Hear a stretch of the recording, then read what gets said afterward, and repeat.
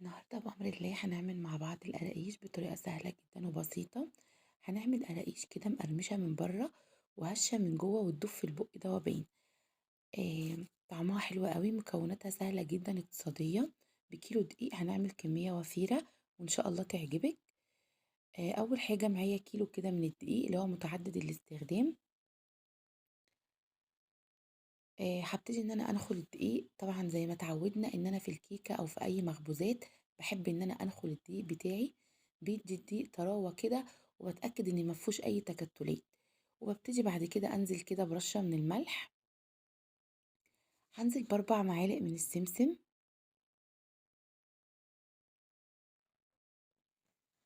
بالشكل القمر ده، هابتدي بعد كده أنزل بمعلقة من الكمون ومعلقة من اليانسون.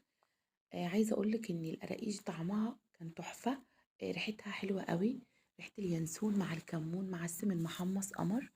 ودلوقتي نزلت ب3 معالق من النشا، 3 معالق كبار كده من النشا،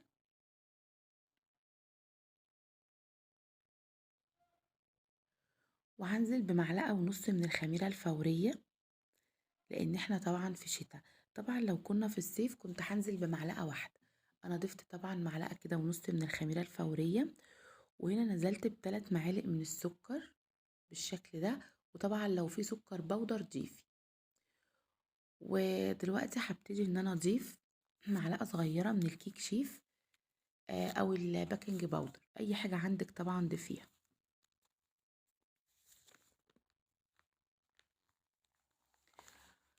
وطبعا هضيف دلوقتي السمنة بتاعتي، ضفت كوباية من الزيت على كوباية من السمنة. كيلو الدقيق عليه كوبايتين من السمنة أو الزيت. أنا عملت ميكس كده، يعني حطيت كوباية سمنة على كوباية زيت. لو انت حابة ان انت تستخدمي كوبايتين زيت هتبقى ناشفة قوي معاكي. انا استخدمت ده وده عشان تبقى ايه، طرية كده من جوه ومقرمشة من بره. وهبتدي ان انا اقلب كده كويس بالشكل ده واتأكد ان الدقيق شرب المواد الدهنية بتاعتي او شرب السمنة والزيت بالشكل ده. انا دلوقتي مش هعجن فيها خالص عشان ما تقطعش مني. انا دلوقتي ببسها، يعني بمسكها كده واشرب الدقيق السمنة، بمسكها كده بايديا على ايدي الاتنين وابتدي اعمل فيها زي ما احنا كده شايفين. ابتدي اعمل كده ان انا ايه بشرب الدقيق السمنة.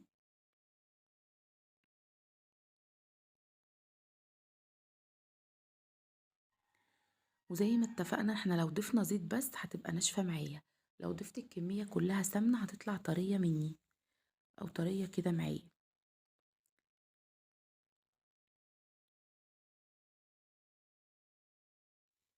كيلو الدقيق عموما بيبقى عليه نص كيلو ايه مادة دهنية، يا اما نص كيلو زيت يا اما نص كيلو ايه سمنة.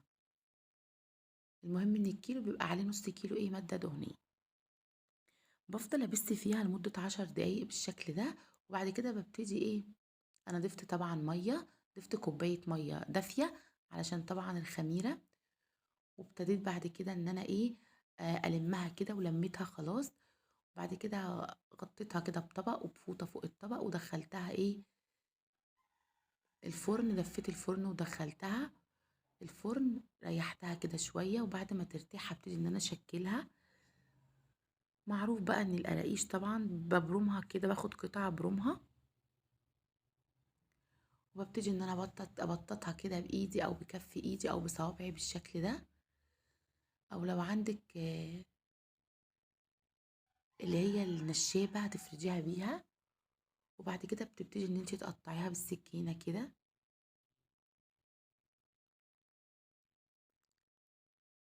وطبعا بقى السمك اللي انت حباه، حباها تبقى تخينة، حباها تبقى رقيقة، حباها تبقى وسط زي ما انا عاملاها، براحتك خالص.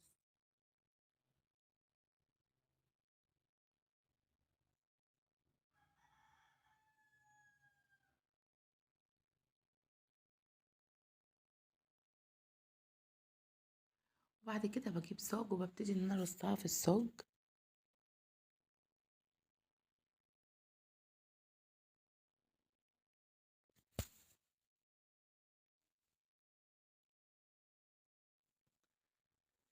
برصها بقى في الصاج كده بالشكل ده، وبعد كده بدخلها الفرن، بدفي الفرن يعني انا ده عشان برضو احنا في برد، فبعد ما برصها في الصاج بدفي الفرن وادخلها كده ايه دقيقتين في الفرن، وبعد كده بشغل الفرن على درجة حرارة 180، بتقعد معايا نص ساعة وبيطلع شكلها قمر. هنشوفها كده مع بعض.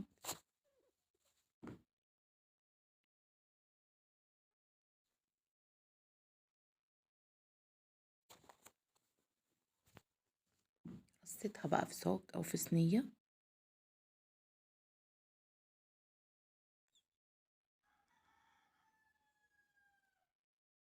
وهدخلها الفرن على 180، هتقعد نص ساعة وطلعت شكلها قمر.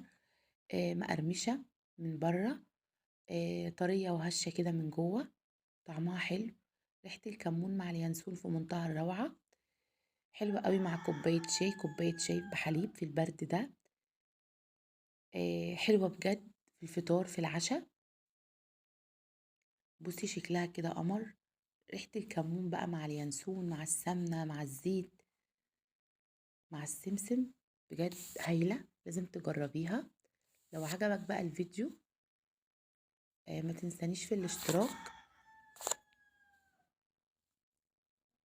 والشير وتفعيل زر الجرس عشان يوصلك مني كل جديد.